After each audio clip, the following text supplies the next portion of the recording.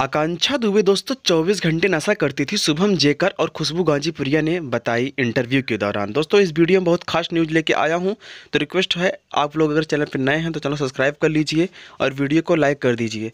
दोस्तों आप सभी को बता दूं कि एक इंटरव्यू के दौरान मीडिया के दौरान जब आकांक्षा दुबे सुसाइड के मामले में पूछताछ होने लगी शुभम जेकर और खुशबू से, तो उन्होंने बताया कि सर मैं खुद अपने आँख से देखा हूँ, हम लोग हमारे साथ भी काफ़ी टाइमें बिताई हैं आकांक्षा जी।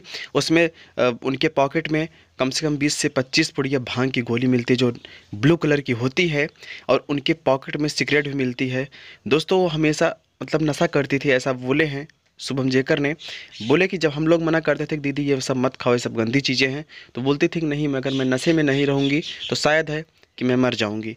दोस्तों आखिर ये क्या है? और उस टाइम जब रात में ये होटल आई थी पार्टी के बाद, तो इन जब कार से उतरी तो इनका पैर जो है वो लड़खड़ा गया और अपने सिर पे हाथ रख दी। तो इससे साबित होता है दोस्तों कि ये शायद नशा करती थी। तो रिक्वेस्ट है आप सभी से कि वीडियो को पूरा देखें, स्किप ना करें, और सच्चाइयाँ कोई भी हो सामने आए, जल्द से जल्द खुलासा हो और न्याय मिले। अगर कोई आरोपी है या फिर अगर वो खुद ही अपने लाइफ की आरोपी है तो कोई बात ही नहीं है दोस्तों। तो रिक्वेस्ट है एक कमेंट प्यारा सा करें वीडियो अगर अच्छा लगा हो तो।